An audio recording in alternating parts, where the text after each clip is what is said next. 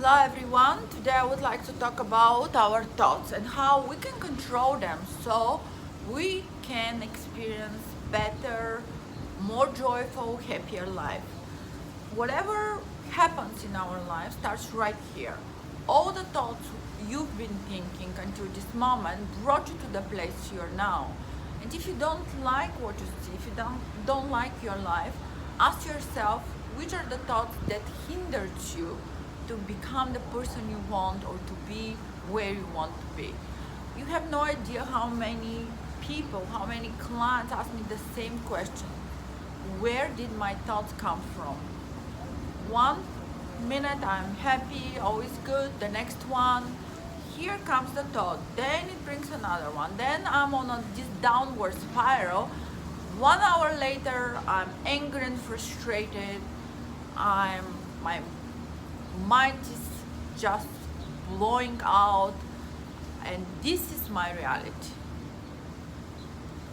The answer to this question is that if you've never examined your thoughts, they're probably coming from the time you were a young child until the age of 7, when you accepted the values, the beliefs, the thoughts of others, most likely your parents, your teacher, or your caregivers, as your own.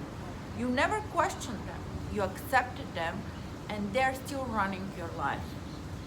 You should align your own thoughts to your own values, your beliefs, to who you want to be, where you want to be, so there's no more this misalignment, and these new thoughts can control your life. I remember thinking when I was still a young girl, young woman, how easily distracted I was, and I wasn't able to focus. I thought this is because of the lifestyle I am having, the lifestyle of every modern, overstimulated person nowadays. And this caused my unsettled mind, which made it almost impossible for me to control. Until I realized something, that we do not have to believe everything we think. So today I would like to give you this suggestion, this point of view, that you, my friends, can choose your own thoughts. You're free to choose, and you can become the architect of your own life. It is very scary and shocking for me that in the world we live, more people are dying from eating too much than eating too little. Then there are more suicides than people killed in war or terrorism.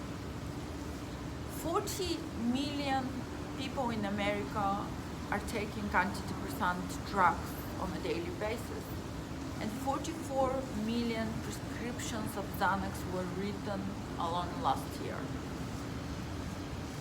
This, for me, is very disturbing, that the world we live in make us crave, condition us to crave stimulants.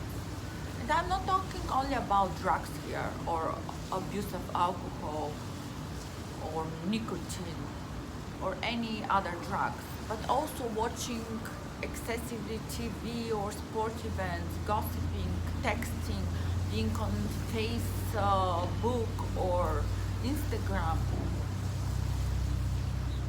These are all stimulants for our minds. That what happens is we let other people, the society, other people's opinion can control over our own thinking. And no matter who you are, if you're a yoga teacher, CEO, a monk, to one degree or the other, you are unwillingly controlled by your thoughts.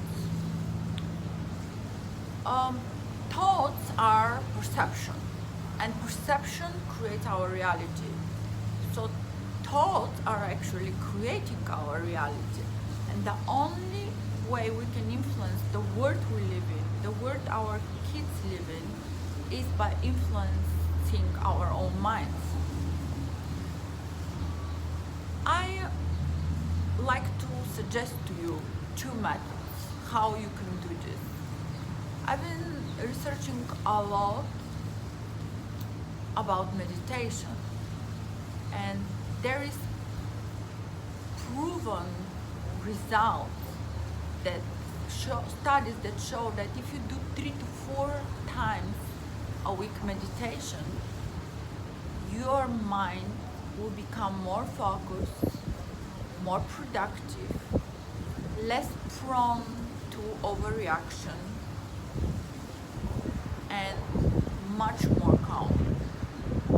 This way, you're gonna give space to your mind and silence, so you can start observing first your thoughts, and after this you can start training your mind to choose the thought pattern, the thought path you want, that will produce happiness, joy, calmness in your life compared to emotions like anger, frustration.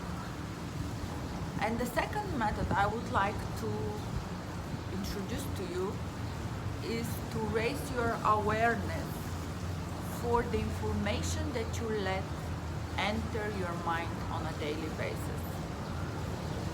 It is our responsibility to choose this information. Ask yourself how productive, how constructive it is for me to be bombarded by this tabloid news filled with fear, sex, violence, terrorism, since this information will influence my values and therefore influence my mind. Be very selective with your media source, since most of media nowadays have not only the purpose of solely transmitting information, but more to spike your interest through fear and violence, so you can read their stories. Another thing is the social media.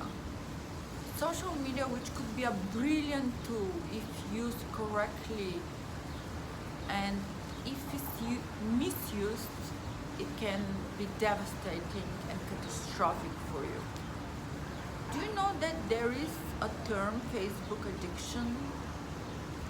And this is a valid disorder with withdrawal symptom, anxiety, exactly as a drug. Recent study showed that if people felt socially isolated, they crave more social media, and the more they use social media, more they felt socially isolated. It's like a drug. You hope that the next fix, the next injection to fix the mind will bring you more satisfaction, but it does exactly the opposite. It makes you feel worse. I believe that all circumstances and events in our life are not the determined factor the way we experience our life and we feel about it, but our reaction to them, the way we decide to feel about them, and the capacity of our responsibility to choose our own thoughts will determine the life we will have and the experience we'll have. I hope something resonated with you in this video. Please give it a like and leave a comment. Share it with your friends. I'll see you soon. I love you all.